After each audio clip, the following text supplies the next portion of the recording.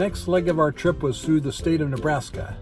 We took about 4 days going across the state, stopping in the town of Ogallala,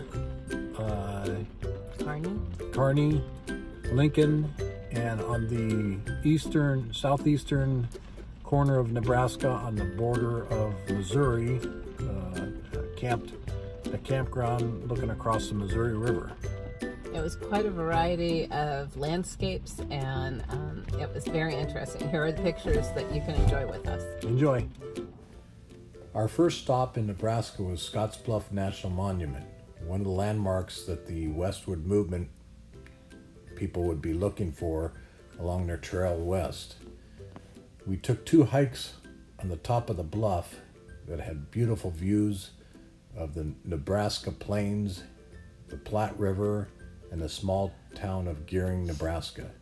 It was a perfect day, beautiful skies, beautiful view, and pretty easy hike actually. We met 2 park rangers that gave us great tips on what to see on our trip home across the northern route through Montana and northern Wyoming.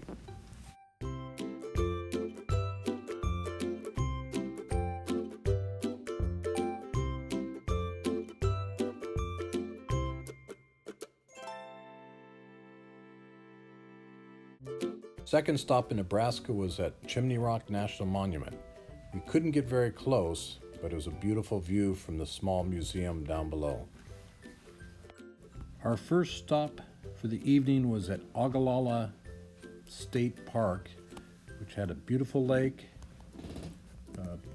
beautiful trees, and in the evening, Kim and I went for a nice little walk, and it was the most beautiful moon we've ever seen.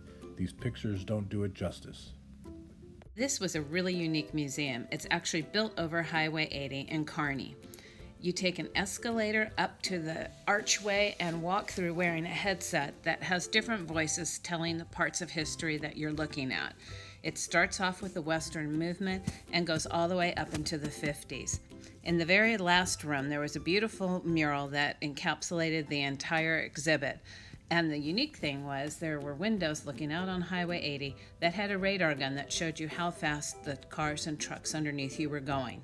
It really was impressive and well done. Definitely a stop for those who are going that way in the future.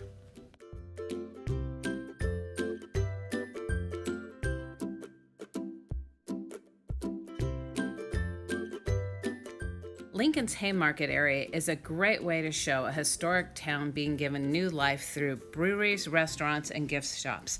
Around the corner, we were surprised by this beautiful brick mural of a locomotive. The Nebraska State Capitol in Lincoln was the tallest state capitol building in the United States when it was built. In 1969, Louisiana built their capitol 50 feet higher, so they now hold the title. The tour was great since it was Easter break. Their legislature wasn't in session. School kids weren't on field trips. So again, we had a tour of the Capitol with just Kim and I and one other person from Louisiana. They limit the buildings in the area to be lower than the state capitol, so when we got to the 14th story, we had beautiful views of Lincoln, Nebraska. We weren't sure if we were going to make it to Indian Cave Campground due to the flooding near the Missouri River. As you can see by this picture, it really impacted this park area. From this lookout platform, you can see the Missouri River and the state of Missouri in the background.